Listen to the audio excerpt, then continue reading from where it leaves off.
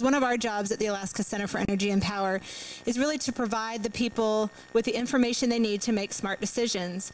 And that includes everybody from state legislatures to community leaders, tribal leaders, and folks like you who just want to make smart decisions and be informed about what's going on with energy in Alaska. One reminder that I always start with is to silence the cell phones. It's the standard reminder, but it seems like there's always one that it's always a good reminder. I'll just say that. We also want to say thanks to the Blue Loon. We started doing this lecture series out here a few months ago, and it seems to really be working out. Just to get a sense of how you guys are all hearing about us, who heard about us? And then who's on our mailing list? And then how many heard about us on the radio? Is there anybody who hasn't raised their hand yet? How'd you hear about us? Oh, great. Cool.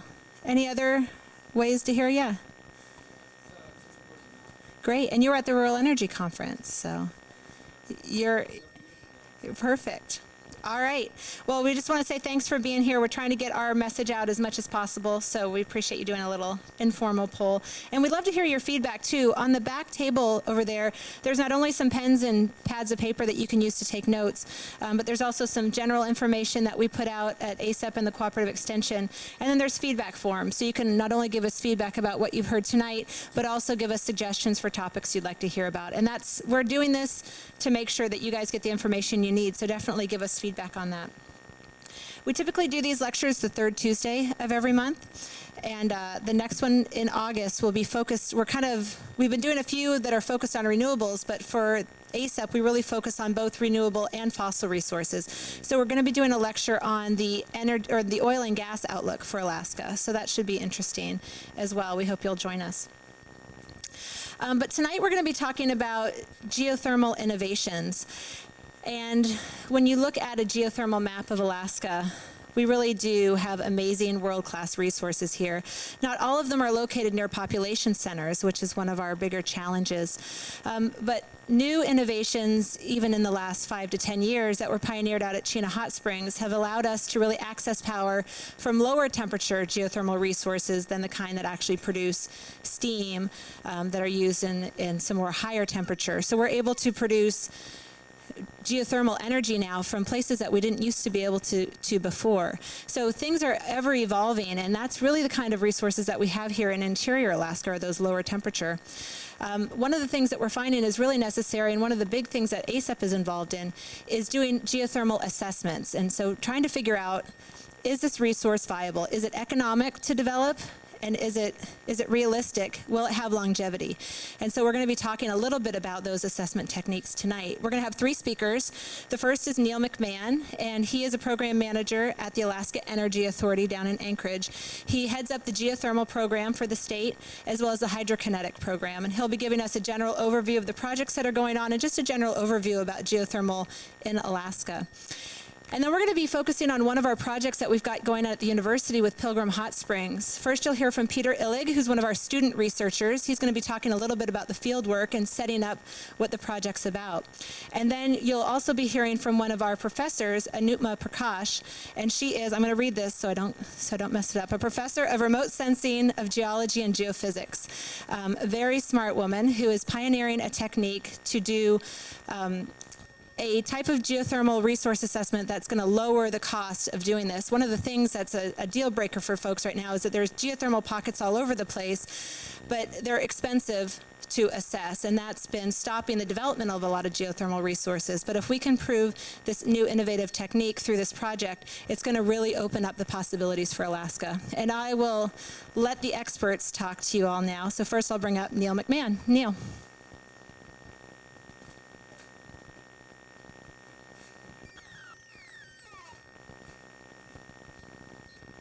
Hello everyone. Let me get my slides up.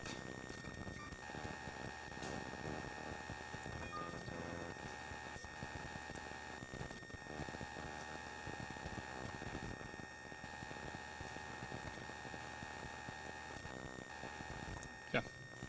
So my name is Neil McMahon, and I work for the Alaska Energy Authority. I'm the program manager for geothermal and hydrokinetics. I used to be a high school teacher, so it's a little weird to speak into a microphone. And one of the things that I always thought as I was teaching that it would always be I always thought it'd be great to be able to speak in a place where I knew all the people who were listening to me were drinking some beer. Because I always thought that some of my students were probably on something, but now I know you guys are, so that makes me feel good. So anyways, I work for the Alaska Energy Authority. We're a funding agency. We fund things through the Renewable Energy Fund, which is right now at about $150 million of projects throughout the state. We do things, everything from geothermal to wind projects to traditional hydro to in-river hydrokinetics. So we do a whole bunch of different projects. We mostly manage the funds. I'll be managing some of the funds for the Pilgrim project. Basically what I'm going to be talking about are the basics of geothermal, look at where the resource comes from, how we make electricity from it, some of the benefits of geothermal as well as some of the limitations. I'll go into some of the projects that we have in the state, and I'll end up with a short thing on ground source heat pumps, how they're similar and how they're different from other sorts of geothermal. So the basics of geothermal. What we need to have in order for geothermal to be a viable source of energy is we need a number of different things. One, we need to have a heat source. Because what we're going to be doing is we're generally taking some sort of fluid, and generally water, that's going to be hot, and we're going to use that heat for some purpose, be it electricity or for, say, heating houses or buildings. In order for that fluid to be heated up, we need to have some sort of circulation. We need to have that groundwater be able to permeate through the different areas. So we need to have some sort of plumbing system. So most of the time the water comes from rain or runoff or snow or things like that, goes through the ground through some sort of cracks. They might be faults, they might be other sorts of methods. It may just be permeation through the soils, etc. And then we need a place where that's going to be held. We need to have a reservoir. So to have a reservoir, we need to have rock that's porous, and we need to have some way for that rock or for the fluid to be able to move throughout that reservoir. So we need permeability. So there's going to be certain types of rocks that are going to be better at creating a reservoir than others. In a lot of ways, this is very similar to oil and gas, in that you're going to be looking for oil and gas in particular types of rocks because they're going to have reservoirs. The other type of geothermal that is in the process of being studied is something that's now called EGS, Enhanced Geothermal Systems. In the past, it's also been called hot dry rock. And what this is that it would be trying to create a reservoir. It'd be a place where the rock is too tight, there's no porosity in the rock, or it's not permeable. So that what we'd have to do is figure out a way to crack that rock to create that porosity and to create that permeability. Back in the 1960s, this had been an idea, and my favorite way that they ever thought about trying to create these systems was through a project back during the Cold War that they called Project Plowshare, which was which would have used nuclear weapons deep into the earth to create these reservoirs. It was never tried, to the best of my knowledge, though. So to actually create the power, what we have to do is we have to have some sort of way to get the fluid that's hot up to the surface. So we have a production well. Production well is generally going to be a relatively large diameter well, 9 to 12 to 13 inches in diameter, about the size of a production well for oil and gas. depending on where it is, they can be anywhere from 1,000 feet to 10,000 feet.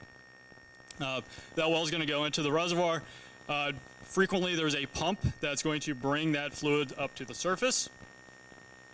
And in this particular type is a flash plant. And this is when we have a resource that's very, very hot, more than 350, 400 degrees, where that fluid, as it comes to the surface, will flash into steam.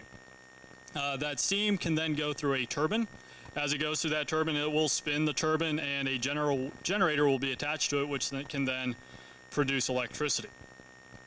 After it goes through the turbine, it will have cooled down, and it can then be re-injected into the reservoir. You want to re-inject it for a couple different reasons. One, it can be expensive to deal with the produced fluids because the DEC and the EPA doesn't like putting 300-degree water just out wherever. So it gets re-injected. It also helps maintain pressure within that reservoir and makes it so it doesn't deplete as quickly. There's been places where they do not re-inject it and the reservoirs kind of start going away. There's a famous place in California called the Geysers that at its peak was making 2 gigawatts of electricity, which is about 4 times what Alaska consumes currently. And over time, the reservoir was depleted, and it dropped all the way down to 800 megawatts because there wasn't enough fluid in the reservoir to produce enough steam to produce electricity. So this idea of replenishing the reservoir can be very important from a maintenance of the resource as well as from an economic point of view, because if you miss out on half of the electricity, that's bad for making money. So the second type of way that you can produce electricity is using something that's called a binary cycle. Same sort of thing, you have to have a production well. You also have to have the injection well. But instead of using that fluid directly, you're going to pass it through a heat exchanger. And that's what the middle thing is. Right there. So the heat from the hot fluid is moved from one side of that heat exchanger to the other. On the other side of the heat exchanger is generally a refrigerant of some sort, a fluid that has a lower boiling temperature, so that it's able to flash and go through a turbine to produce that electricity. It allows lower temperature resources to be exploited. This is the method that's used at Cheah. It's generally fairly cost effective.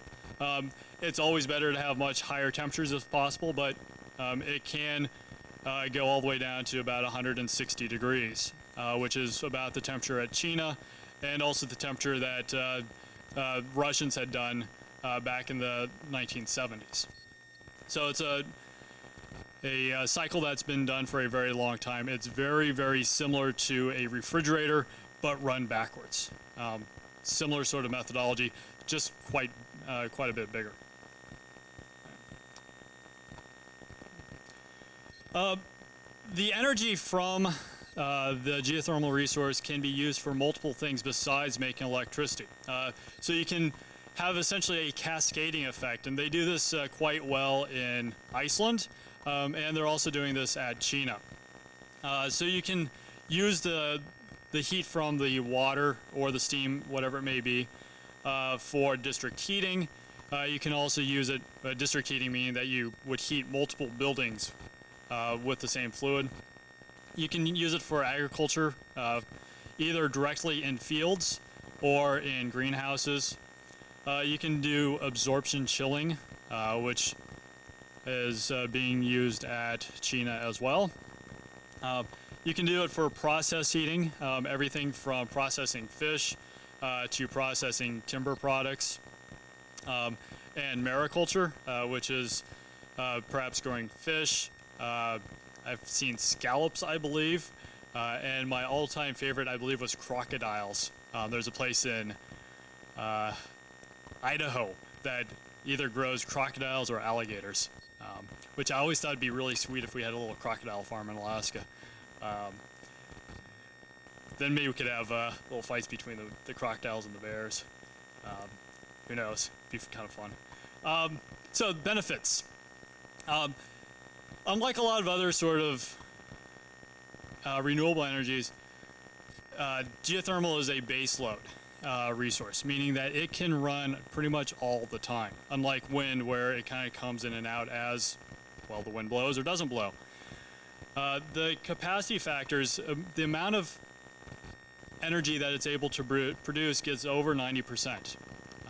So if a plant is rated at, say, 4 megawatts, it would be able to produce 4 megawatts pretty much all the time, which is unusual. Gas plants, coal plants, diesel plants, they generally have a capacity factor quite a bit less than that. The operations and maintenance costs are generally fairly low. They're fairly robust systems. They last quite a while. There's no fuel needed for these things, so you know how much things are going to cost throughout 20 years. Geothermal companies will do a contract for 20 years. And they're sustainable over time. The challenge is that they're very site-specific. You can't just choose where you have a volcano. You can't choose where you have hot water. And Alaska, that's kind of an issue because a lot of our resources aren't near populations. There's a lot of development risk. If anybody's been in the oil and gas industry, you know that you can always drill a dry hole, and that happens in geothermal too. You may think that something's there, and it ends up not being where you think it is. And there's also just a lot of costs. Drilling wells costs a lot of money, and that's just how it goes. Distribution systems cost a lot of money. The plants are fairly expensive. But once all those capital costs are put in, you know exactly how much they're going to cost, and in most cases they're cost competitive with other types of resources, coal, natural gas. They're similar in cost. Yeah. So after just going over a brief overview, we'll go into some of the projects that are happening in the state. This is the map of where we have some resources. See that we've got a whole band down from west of Anchorage down through the Aleutians, over in the Wrangell-St. Elias National Park, the central part of the state, a little smattering down in southeast.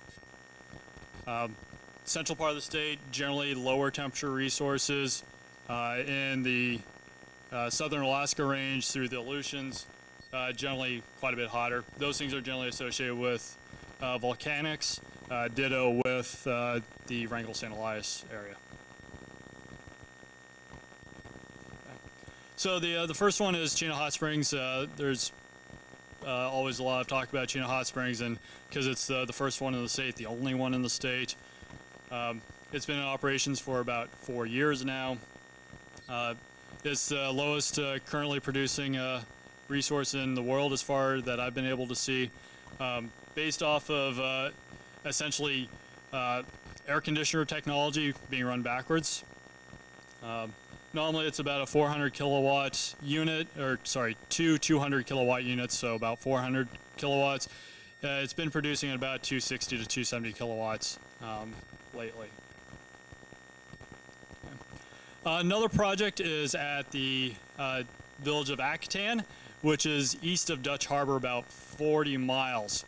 And I was just out there from Wednesday to Sunday this last week.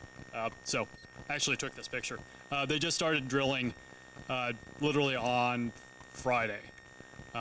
They're getting grants from AEA. There's all sorts of hot springs in this valley. That's called Hot Springs Bay Valley. All associated with Akutan volcano. Very hot resource. There had been a lot of research done in the early 1980s about it, and now they're going back and they're actually drilling into the resource to see what's there. The village of Akutan itself is about 90 people, but there's also a fish processing plant that's right next door that has about 800 people and has a very large load, about 8 megawatts. So there's a fairly close by load. that's pretty high and a really good resource. At least that's the assumption. The thing I really like about this picture is it encapsulates everything about this project in pretty much every sense. As one might expect, going and doing exploration work in the Aleutians is really expensive. In order to get everything there, it was all taken on that helicopter, which is an A-Star, and that helicopter cost the project about $500,000. The drill rig had to be small enough that it could be moved around by the helicopter in small enough chunks. In the bottom left, there's a little tannish area. That's the camp. That's about a mile away. And right beneath the helicopter, there's kind of like some smoky looking stuff, and that's steam from the hot springs. So pretty much gets everything all in one picture. I was a little proud of myself, so I had to put it in. Looks really fuzzy from here. Hopefully it's better from where you guys are. The next one is Mount Spur.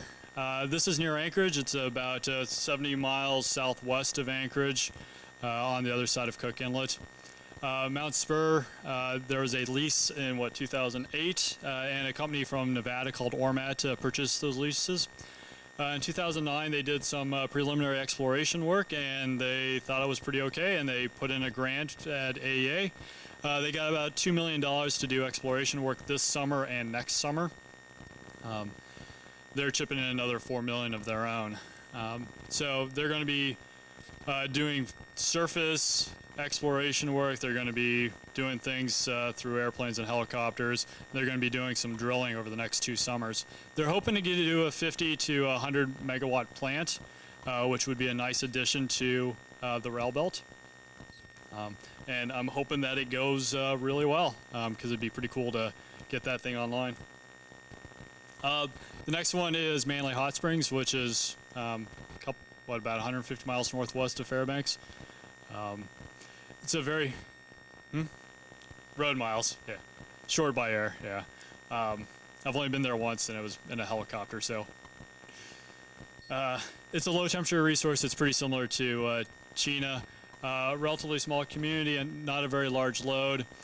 TDX Power currently has a grant through AEA and the Denali Commission to look at that resource, and currently they're just trying to figure out if it makes economic sense for them to continue with the project. Their goal is to have about 200 kilowatt plant, which would be more than enough for the community. Another project is at Naknek. This is a different sort of project. In Naknek, there is no specific resource. There's no hot springs. There's no elevated temperature in the area. The idea here is that they are drilling a large, deep hole. As you go deeper in the earth, the temperature increases naturally. Their hope is that they'll be able to get down far enough that it's going to be hot enough to support a power plant. They're going to have to drill multiple of these wells to try to create a reservoir because, to the best of my knowledge, there is no reservoir there. So they're going to be trying that enhanced geothermal system approach here. They've received direct money from the federal and state legislatures to do this, and some matching money from the Department of Energy. They have not received any funding through AEA for this, though. I honestly have no information besides the fact that they've gone 10 to 12,000 feet with one of their wells. My communications with them, I have not been able to secure any specifics associated with their project. The last one is an area called McHugh Shin, which is on Unalaska Island. This is a resource that was studied extensively in the 1980s. Approximately $6 million was spent by the Department of Energy and the state of Alaska to delineate this resource. They drilled one test hole, at least one test hole, and they proved a resource that was almost 400 degrees Fahrenheit at 1,500 feet, which is really, really quite shallow and really quite hot. The issues that seem to be why this has not developed in the past nearly 30 years is that it's about 15 miles from town, and there's a little bit of a land ownership issue. the city doesn't own the land, and the person who owns the land has not been able to make a deal with the city. They've received some funding from the state legislature, and I happen to manage that grant as well, but I have nothing to report of their activities in the last couple of years. Yeah. So those are the projects that I know of in the state, except for the Pilgrim project, which will be gone in much more depth. The last thing that I was asked to talk about is ground source heat pumps. Ground source heat pumps are a different type of technology. For ground source heat pumps, there isn't necessarily any hot ground that you're dealing with. Generally speaking, you're dealing with something that is fairly cool ground. These are fairly popular in parts of the lower 48. So you're just using ambient temperature from the ground to extract heat. There's a couple of different ways in which the fluid is taken from the ground, and there's two different diagrams up here. The top way is that you've got essentially a shallow trench that piping is set in. The second one is where there's vertical wells that are drilled, and continuous piping runs all the way through it. So what we have is we have a fluid in both of these cases, which is generally glycol or some sort of saline solution, essentially calcium chloride for the most part. And it gets pumped through the piping. It takes some of the heat from the ground, and it then takes that heat into the house. It's still very low temperature heat at this point in time. Then what happens is that there's a heat pump attached to it. And a heat pump is essentially just what's on your refrigerator. And this technology works exactly like your refrigerator. So the inside of your refrigerator remains cold, and what happens if you put your hand on the backside of your refrigerator or the bottom or wherever your cooling coils happen to be, it's hotter. So it's taking heat from that cold region and it's moving it to a warmer area, releasing heat. In your refrigerator, what you care about is keeping your refrigerator cold. With the ground source heat pump, what you care about is the heat. So in this case, you're pulling heat from that cool, either glycol or saline solution, and moving it into the house. So it generally produces relatively low temperature heat, 100, 110, 120 degrees Fahrenheit. Generally not the 180, 190 degrees that you might have in a boiler system. What this generally does is it makes a relatively efficient system. Generally you use less electricity to pull the heat from the fluid than you would, than the heat that is ultimately put into your house. So you generally have efficiencies over 100%. In parts of the lower 48, you might get efficiencies of 400%. So you get 4 units of energy for every unit of energy you put into it. In Alaska, I honestly don't have a lot of great information on how well they work. We have units in southeast, in parts of south central, and in the interior, but we don't have a lot of great data to back up how well they do work. There hasn't been any studies, as far as that I've been able to find, that have followed them for much more than a year. So one of the things that is happening is research to figure out how well they do work. And hopefully they will be something that will be cost effective and save energy for people. But we still need to, I think, prove out the technology in Alaska, because Alaska has, we'll have questions at the end, sir. Now I just forgot what I was saying. So we'll have to prove out the technology, because Alaska has a lot colder conditions, and we'll also be not injecting heat back into the ground like in other places. Because in other places, the ground source heat pumps are used for both heating and cooling. And in the cooling time, you take heat from the house and you put it into the ground. So that recharges the the ground temperature. And we'll take questions at the very end. So if you can remember what they are, after Anupma's done with her talk, we'll take questions. The last thing, that if you do go through and have a heat pump, ground source heat pump, I'd highly suggest that you get somebody who is certified to do the designing and the installation. And the certification agency that does it is the International Ground Source Heat Pump Association, IGPA. And they do certification processes for that. And I don't know if anybody is in the state is certified under that agency or not. I just haven't done that research yet. So that is everything that I have. And next up, we'll have Peter. And I will get out of here and open his.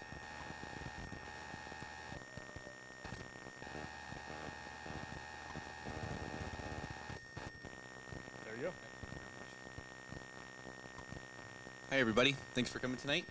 I'm going to give a really quick overview of Pilgrim Hot Springs. Newton's going to give the talk about exactly what our project is based around, but I'm going to give a quick history of the area and our funding and a few other small things.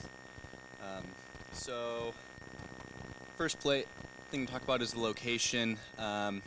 Pilgrim Hot Springs is located in the Seward Peninsula. Right here is Nome.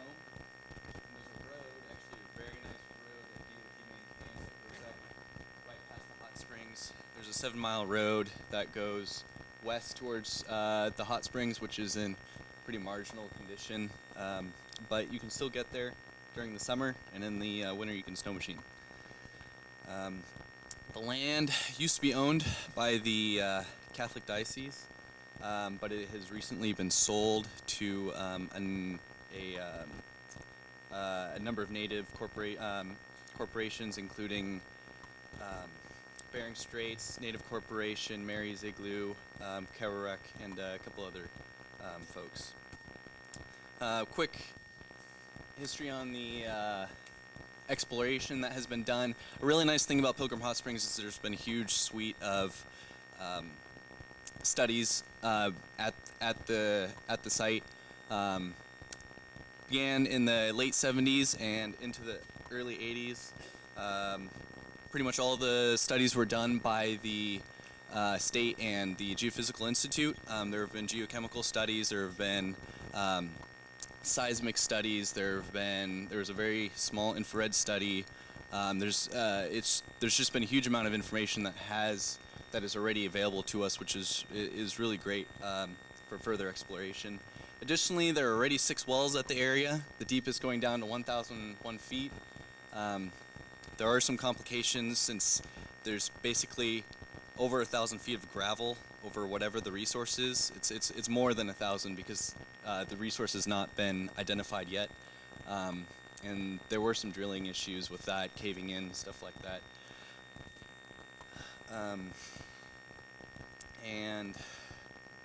However, even though there are those issues, we already know that there is a pretty shallow resource right below the surface at about 50 feet. But the conduit for the fluid to come up from the resource has not been identified, and that's one of the things that we're going to be looking for with the drilling in the next few years. So our funding came from the Department of Energy Recovery Act, and basically the Recovery Act for the geothermal section funded projects that had new innovative techniques to lower the cost of geothermal energy. Just as Neil said, one of the problems that we have with geothermal energy at the moment, especially areas where we don't have significant resources near populations, is that the risk of developing these resources are very high, mainly due to the drilling. And basically what Anuma will be talking about is a method that she's come up with called FLIR, which was done at China also, which is another way to assess resources without having to drill directly, and hopefully in the next few years we'll be able to figure out if that is actually the case. And another thing that we'd really like to do is identify further potential for the resource for the landowners. Hopefully in the future, the best thing would be to develop this site for Nome. The economics are a little grim at the moment, but you never know. We haven't seen the resource. We don't know exactly how big it is, and hopefully in the next few years we'll have more data to show for that. And right here is a quick overview of the area. It's kind of fuzzy, but the red triangles are the wells. The area is pretty small at the moment, as you can see the scale. I mean, right here is 200 meters. It's a pretty small resource at the surface, but it's really hard to tell with the resource being anywhere between 15 to 5,000 feet deep how large the resource is. If we're able to access it, we will be able to the amount of energy that we could get out of it might very well be much larger than what is shown at the surface. That's about all I have to talk about tonight, and we'll pass it on to Anupma to talk about the FLIR.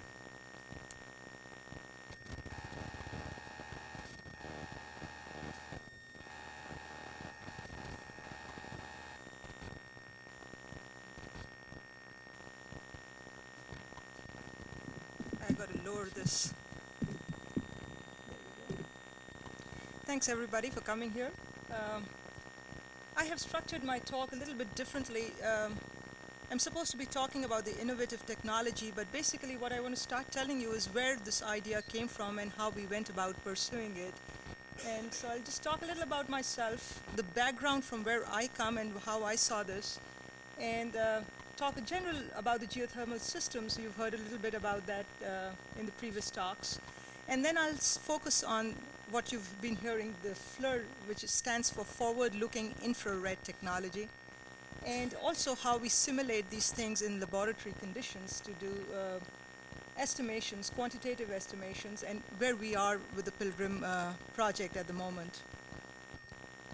So I work at the Geophysical Institute here at the University of Alaska Fairbanks. This is a familiar site for all of you. I work in the remote sensing group, and that's a group that actually integrates with different research groups at the university. This is what I used to do before I came to the university over here. My PhD was looking at coal mining areas in different parts of the world, in India, in China, Indonesia, South Africa. And what I was looking at was a very unusual phenomena where the coal would set onto fire, sometimes by itself, sometimes induced by mining activities. And once it would get on fire, it would just continue to burn. And this could burn for hundreds of years sometimes. These are the kinds of fires you see on the surface. And sometimes when they collapse, they look like molten lava, literally coming up right in front of your eyes. You could see these. These are very, very high temperature phenomena. Burning coals could be like 1,200, 1,300 degrees Celsius very easily. But then there's also the more complex type, which are not on the surface, which are on the in the underground. These are subsurface, and all you see on the surface is just dry rocks, cracks, massive cracks, kilometers long, and several hundreds of meters wide sometimes. And you'll see smoke coming out from those. And these are basically just hot surfaces on the ground. And so you start seeing a parallelism between this and what we're trying to study. What I was trying to do was look at this from the ground, but also from the air and also from space, and see where these high temperature phenomena are. The other thing that you see in mining areas is a problem which is also not a problem, an issue that you see also in geothermal areas is we're trying to find something that is in the underground by looking at something that is on the surface. So there is a connection that we have to make from the surface to the underground. In coal mining areas, we also see a lot of land subsidence, which is also not unknown in the geothermal world. So I started seeing some synergies here between the work I'd done in the past and what there was potential for here in the geothermal world.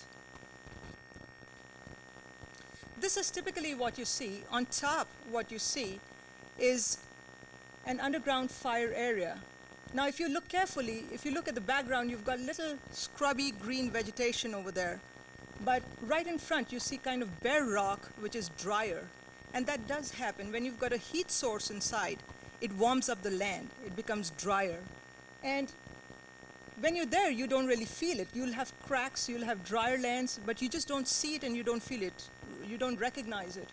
But if you use this forward-looking infrared technology that I'm talking about, you can take a temperature image of the area. Now, as soon as you see the temperature image, you'll see that this area in front glows up in yellows and oranges. These are higher temperatures compared to the background. You can see that little boy running over there. It's the same boy that's standing over there, which is the human body is much colder there than the land. And what you see in dark blues are basically cooler areas because of the vegetation. And this is something which we see in the terrain over here in Alaska, also in the thermal areas, geothermal areas.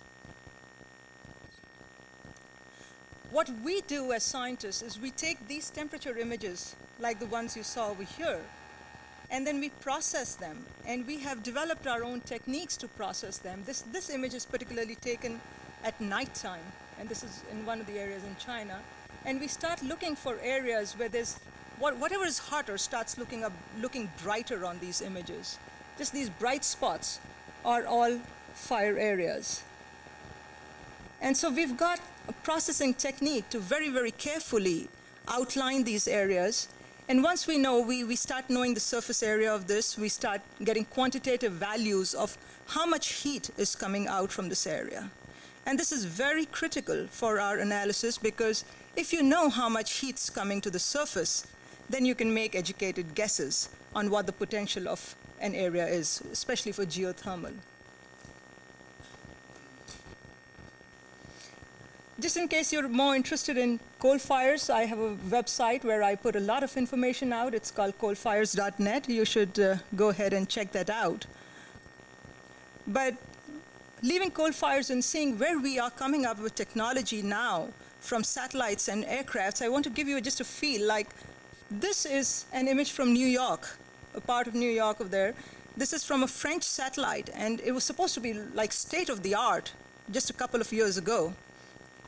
This is looking at the Earth. Every 10 meters by 10 meters on the Earth can be actually imaged over here, it can be seen. But if you zoom into this, that's what it looks. These days, everyone who started looking at Google, this doesn't look very impressive, huh? Now, this is simulated. If you could see 3 meters by 3 meters in the ground, that's what you would see. Technology has got us to a level that from a satellite that's about 700 kilometers above our head, that's really, really high, you could see this level of detail. This is not from an aircraft. This is not a picture from an aircraft. This is from a satellite that's about 700 kilometers up. And you can see anything that's about the size of 1 meter by 1 meter. Now imagine what you could do if you were actually putting these same sensors on an aircraft. And I want to show you a picture of that. I was very keen to see this. This is my house. So this flight was taken recently. I know it because my deck was not that big a couple of years ago. And you can see now, you can see 20 centimeters on the ground, and you can see it. It was very amazing because I went there, and I've got an eye of a remote sensing person. I start seeing things that I should not be seeing. I saw a blue dot here and a yellow dot here. I recognize the yellow dot. That's a ball that my kids play. I didn't recognize the blue one. Then I remember there was a frisbee. And so that's the level that you can see now from aircraft. So basically, if you can see this level of detail, you can extract more information than you've ever been able to extract before. So we've reached a level where we've got an information source that is very, very rich. We also have technology at the moment. That was an aircraft-based imaging. We also have unmanned aerial vehicles that we are working with. The university owns what we call UAVs here.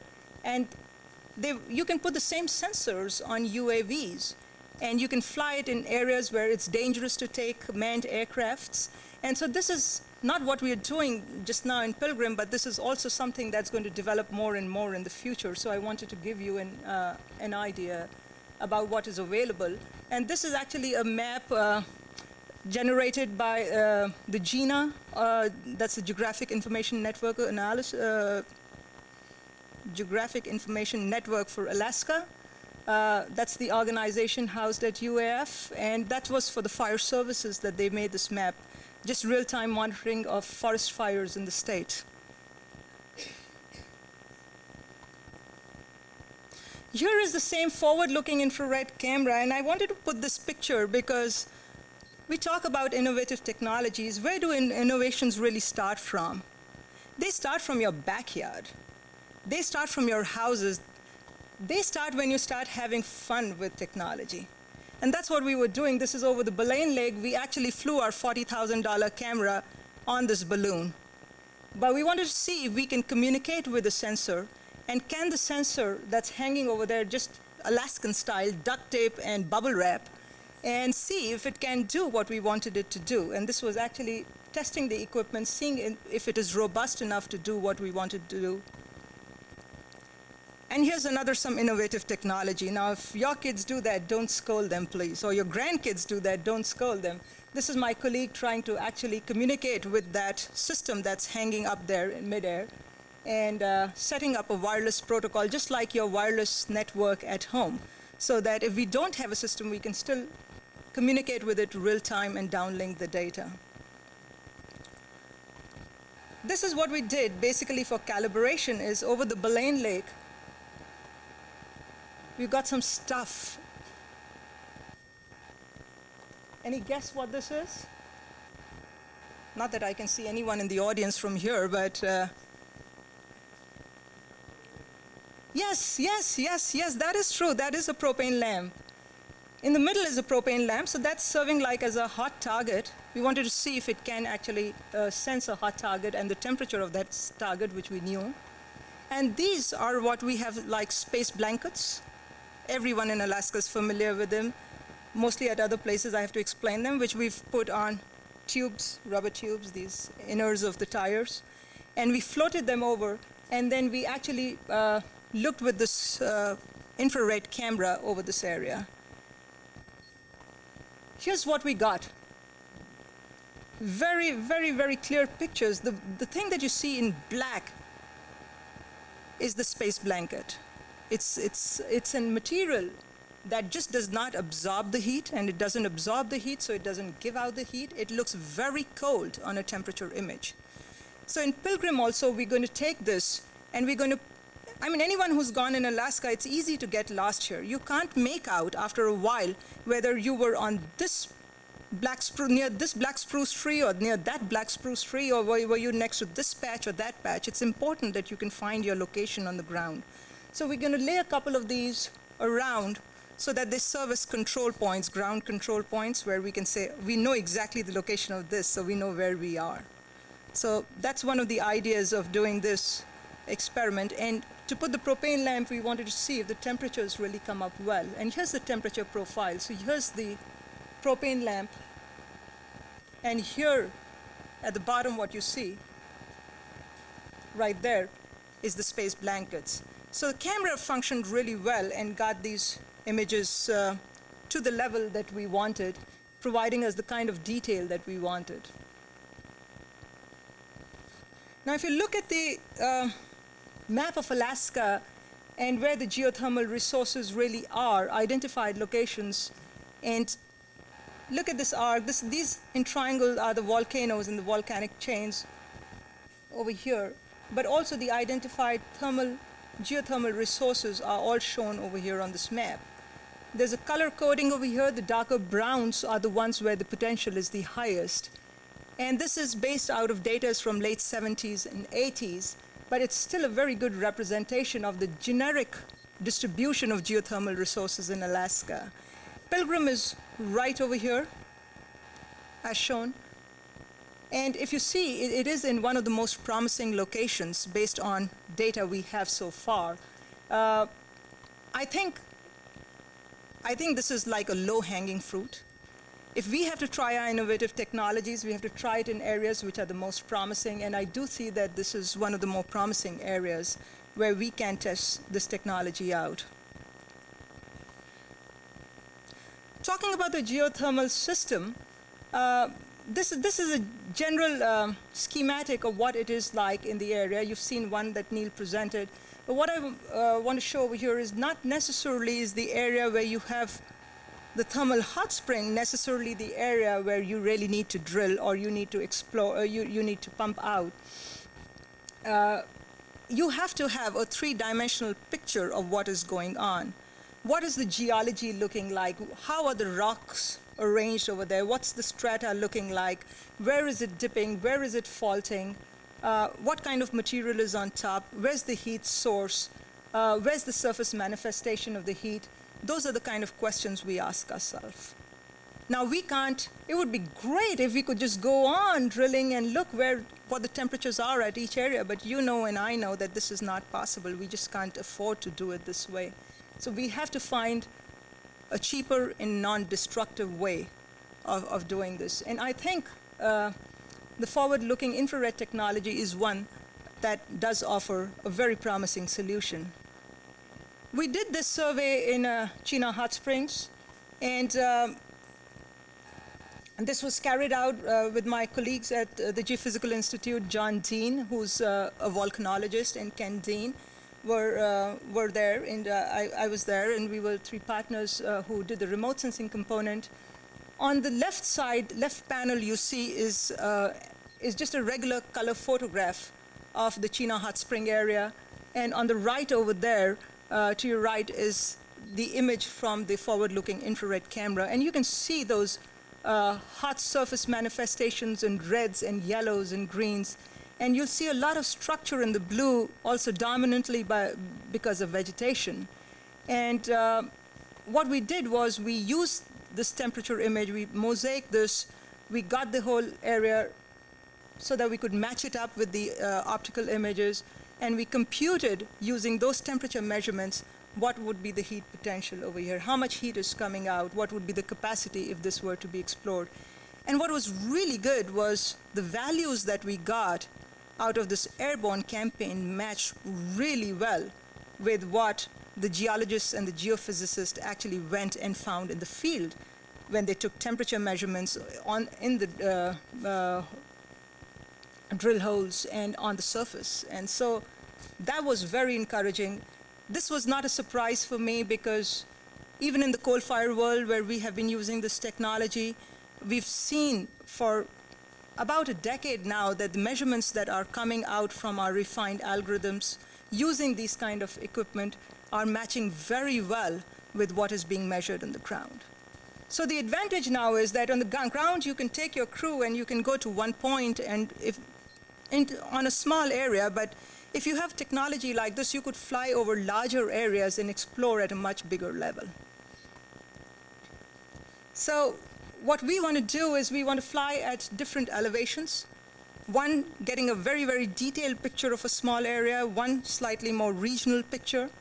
I have my colleague Matt Nolan over here who's going to be actually doing the flying, so if somebody has questions about that, we also have him here to answer them. And we will map this area in very great detail. It's a kind of detail that we've not had till now. And we're going to do it also to look at the seasonal effects. You know, we'll do this flight in spring. We missed the springtime, but we will do the flight in fall, which is planned in the first, second week of August. And come up with an analysis, something similar to what we did for Cheah Hot Springs. We also simulate these conditions in the laboratory to actually do a quantitative estimate on how much heat is coming out. Here's one thing, I get this question very frequently, so I put this slide up. Anyone who's in Alaska says, well, my house is on the south-facing slope. I get a lot more sun. How can you say that, you know, is this because of a geothermal resource, or is it because just I am on that side of the hill? That's why it's sunnier and it's warmer. Is it solar effect? So we want to make sure that we do not make those mistakes. We do not assess things in a wrong way. So we have a very detailed plan on how we're going to take this image and first combine it, we'll just not use one source of information. We'll use thermal information, we'll use geophysics. We have very detailed topographic maps of this area, so you can see which one is the north-facing slope, south-facing slope. We take geologic information and we say, well, this rock type is different from this rock type, so let's analyze them differently.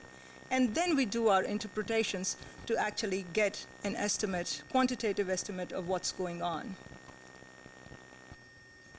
Here's a picture that this is not proven, but this graph shows surface heat loss on the x-axis and the production capacity on the y-axis.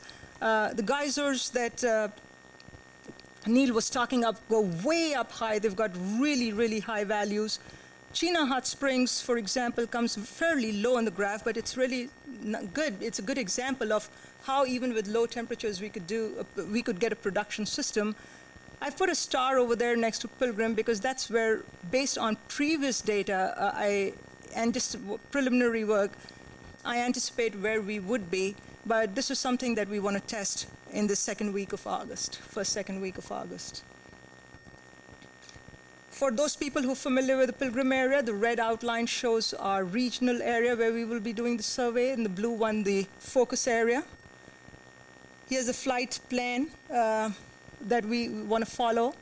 And again, those two areas are shown over there. We've got a very, very detailed way of putting points where every photograph will be shot and how it's going to cover the entire area at different resolutions. So I think this technology has a lot of potential, and we're really looking forward to the August campaign, and we'll have more results and more insights after we get that data.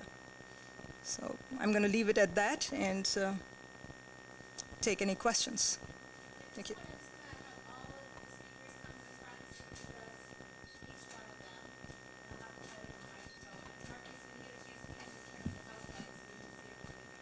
Yeah.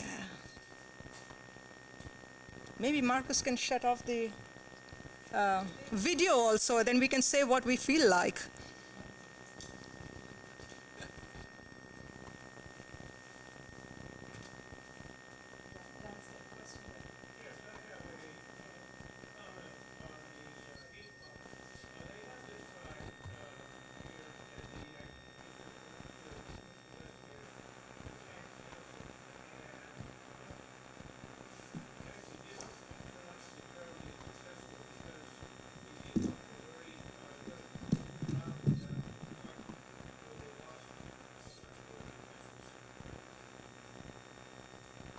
Yeah, and I actually have found that report. Yeah, it was a comment on the work that had been done in the, I'm trying to remember, it was early 1980s. Does that sound about right? Yeah, by the Geophysical Institute, and on heat pumps having been tried in Fairbanks. And partly what I do agree that those were the findings then, and I would probably assume that that would be the continuation of that. The one thing that might be is that there has been newer technology, at least in the heat pump side of things.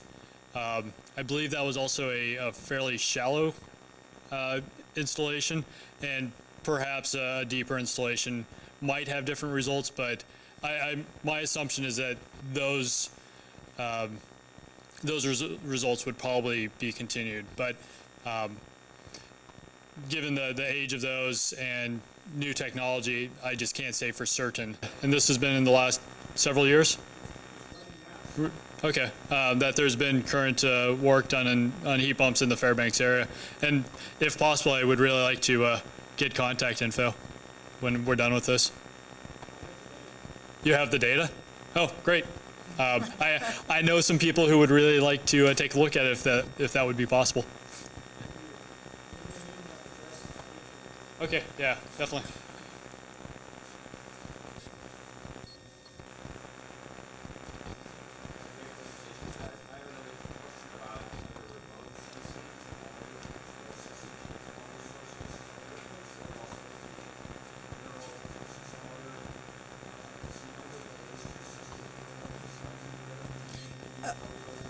Yes, we have actually a geophysics program in this. We're going to be collecting, the plan is to collect airborne geophysics data.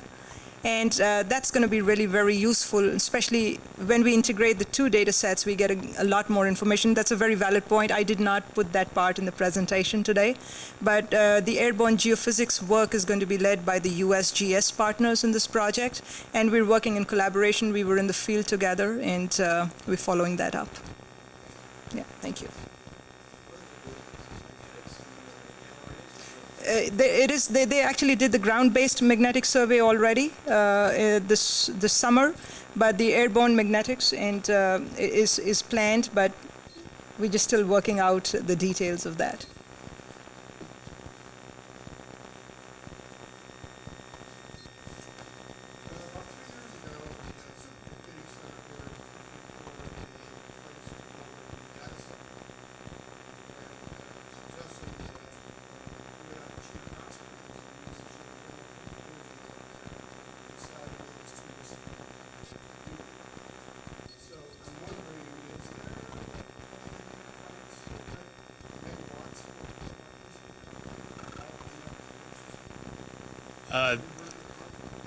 The question was the ultimate size availability at Cheah Hot Springs. I'll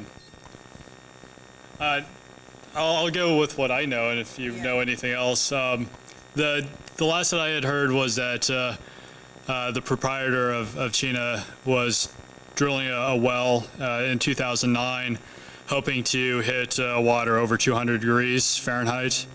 And that with that, it was going to be able to produce 10 megawatts. The results from last summer was that the water that was found was actually lower temperature than what was found elsewhere on the property. And thus, that particular well isn't going to be used, at least for production. So given I guess the current state of that, I would assume that the 10 megawatts would probably be a little higher than perhaps it could sustain, at least from the drilling and with the remote sensing.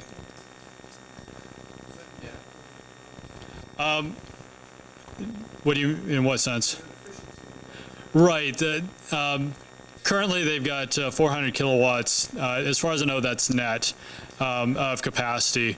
It's been, at least from what I've seen, at about 260 to 270 kilowatt net. I don't believe that that's including the energy for their pumps, because they're using those pumps for the rest of the facility as well. I don't know what those pumps draw, so I don't know what the net would be if you incorporate the entire thing, if you're incorporating the actual production of the water and the reinjection of it. I don't have that data.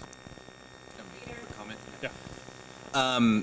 As for your question for having a facility out there, the real issue, I think, with the risk that you are going to be taking is longevity of the resource. Currently, as we said, Cheah is the lowest temperature geothermal resource producing electricity in the entire world, and it has not been proven how long it will last. Geothermal energy, typically resources will last the average is about 20 years.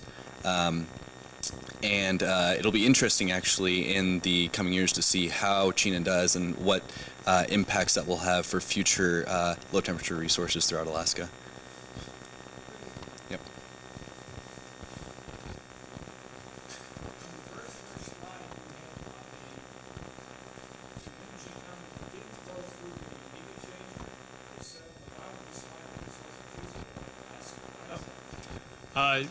He's asking about the first slide that I had for the different types of energy production. For the most part, the resources in Alaska are below 400 degrees. There are some in the Aleutians that will likely be, that might be in the 400 degree range, so the flash plants might be something that they could use. But for the most part, everything that I've seen is that most of the resources in Alaska are slightly cooler than what would be probably economically viable with the flash plants. And speaking with the people at ORMAT, they're planning on likely using a binary plant at Spur if that turns out to be a viable resource. And they're expecting at Spur in the mid 300s to maybe 400 from their very preliminary estimates.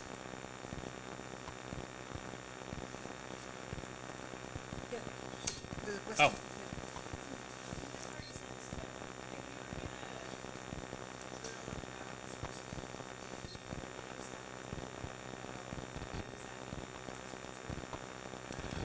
The question would be the depth that you would have to do for a ground source heat pump, particularly in Fairbanks. I don't know specifically. You would have to do that. It's very site specific. It's based on the specific geology where you are at, depending on the type of rock or the type of substrate that you're going in, and how much groundwater you have there, and various other things that there's all sorts of different factors. And what I would do is suggest getting a certified engineer to make those assessments for you. I can't make any generic statement right now. Sorry. Yes.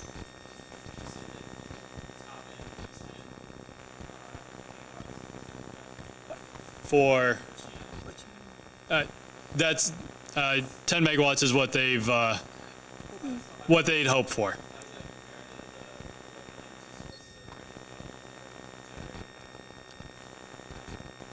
In which local in Fairbanks? 120 is the capacity in Fairbanks. The average load's 120. I believe that as part of the let's see, I believe that was a DOE funded project. They were looking to sell that power, I believe, to Eielson. I don't know where that particular idea is going now after the last year's drilling.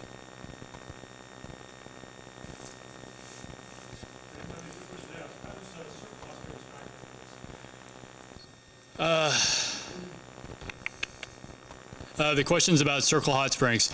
I'm trying to remember Circle Hot Springs, at least what the data they have available.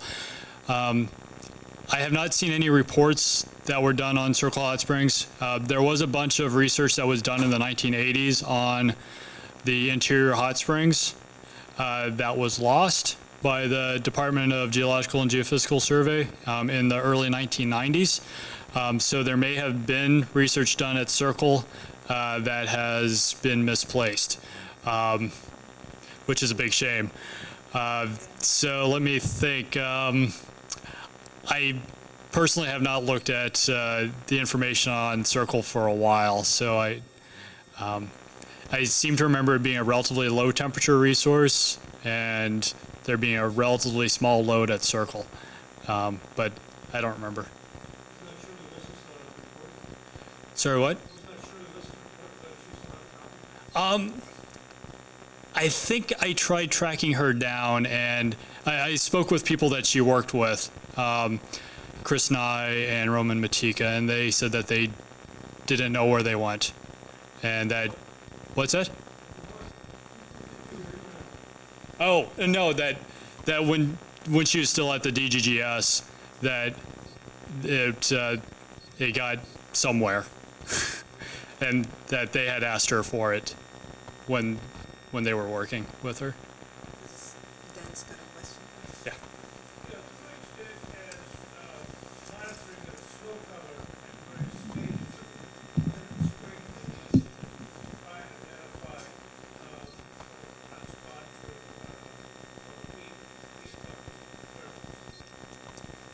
Yeah, no, the cover, that's a very good question. The question was, how does the snow cover factor in when we're doing these heat surveys?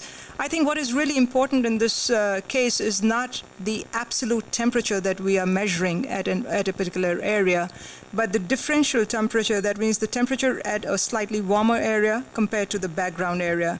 So normally when there's the snow cover in this area, in the relatively flat parts, the snow thickness is about uniform around it. There may be local variations if the topography changes or the vegetation changes, but within the same kind of terrain, the snow cover is relatively uniform, and still we'll get the differential heat signature. We're trying to take this in snow-free conditions, but to answer your questions, even when there is snow, you will see a differential heat at the hot spots compared to the background. And it's that differential that is more important than the absolute temperature.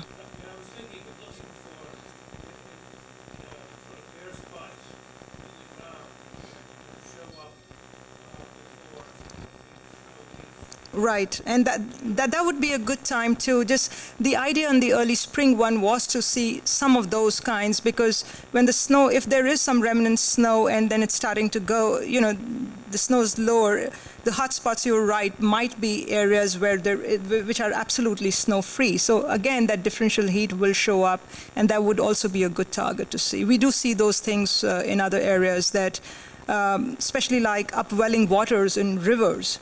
You'll see that the entire river is frozen, but if there is upwelling water, then that part is ice-free and snow-free, just because of the temperature gradient, and that is that also shows up very well on this technology.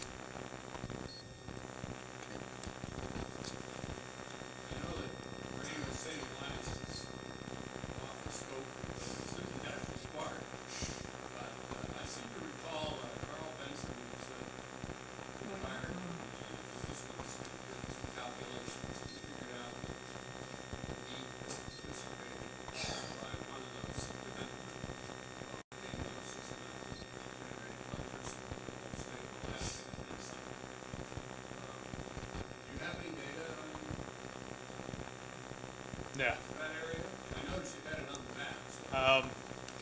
The question was about any information on the Wrangell-St. Elias area. The only place that I had seen that the DGGS had done any research on was the Clowesy, I believe, springs that are southeast of Glen Allen. And they'd actually done relatively extensive surveys with helium and I'm trying to remember if they did, I think they did gravity and maybe magnetics. I don't remember the full suite that they'd done. They checked that area because it was close to roads and next to the pipeline and all that. When I spoke with, I don't remember if I spoke with Chris Nye or Roman Matika about it, but they said they weren't terribly excited about that particular area. But that's the only data that I have from that particular region. And I can't think of anything that's actually been done in the park, but maybe the Park Service has. I don't know.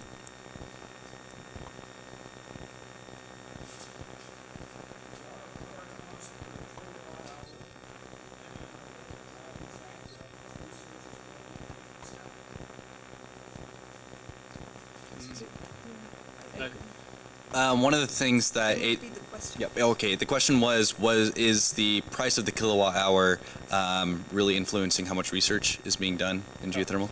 And at least for the native communities, it is. A lot of what ACEP has been doing for geothermal assessments lately is working with native groups to look at resources that are close to their communities. For instance, I've been out to Division Hot Springs, which is out near Selawik, and Granite Mountain, trying to figure out if those resources would be viable for mainly Kotzebue, and also Teneke Hot Springs, because the price there is, I think it's over double what we pay here. And for those communities, yes. And additionally, what we really want to be able to do is see what resources are available before, before prices continue going up. So I'd say yes to your question, but mainly for the native communities that are having a really, or the rural communities that are having a real issue with the energy crunch at the moment. As an addendum to that, as part of the Renewable Energy Fund, when we do our analysis of projects, the economics of the project definitely includes the cost of electricity. And communities that have higher cost of electricity score more points in our particular scoring rubric. So it's a major component to AEA's analysis of projects.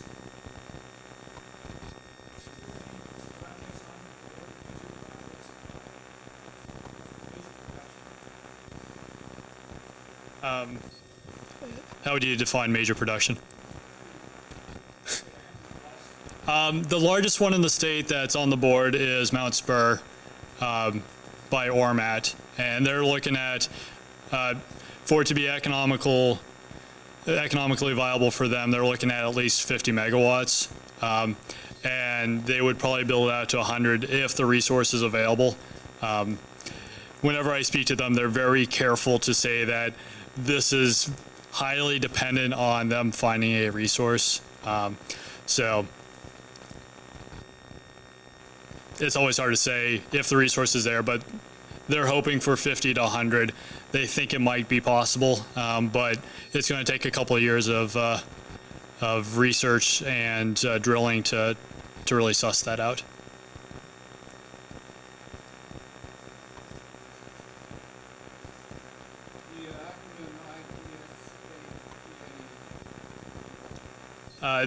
Asking about ICPA is the International Ground Source Heat Pump Association. Yeah, one of the things that I've really enjoyed about being part of the state is learning the alphabet soup of all the various agencies and all the various associations. It's mind-numbing sometimes. It's kind of fun to try to sling together an entire conversation with doing nothing but acronyms. Several years ago, maybe 6 or 7 years ago, at the UAF Mechanical Engineering Department, there were a couple of theses Dr. Darby worked on the installed heat pump in Professor Larry Bennett's office. It has a lot of data there according to the fluids. Yeah. So that would be a good source to look into to get some data and find the feasibility. That's actually that was the one that I was thinking about, Zarlings. The one that you were talking about, I didn't hear. I don't think I'd found that information. Zarlings was the one that I had found a copy of. And there are 2, 3 master's theses which will be at the UAF library. Yeah. And I was able to talk to one of those master's theses, the writer, several months ago, and he was able to give me some good information about that. So thanks. And maybe I can find the other master's thesis somewhere too. Kevin.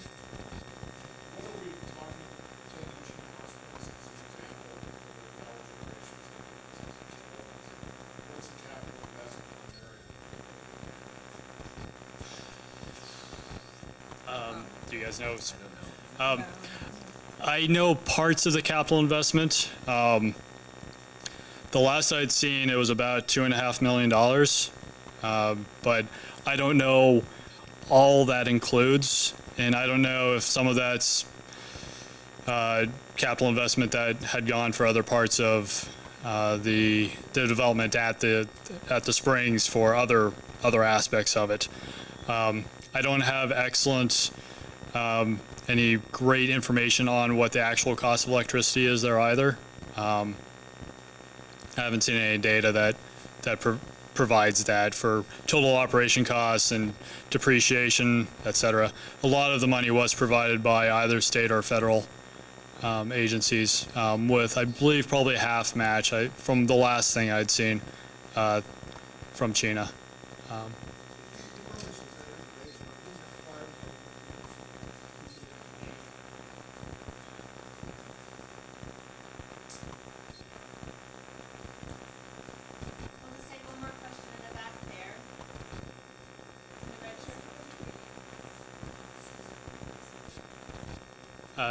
Asking about who's doing the Mount Spur. The company's Ormat Technology. They're a company out of Nevada currently, originally from Israel.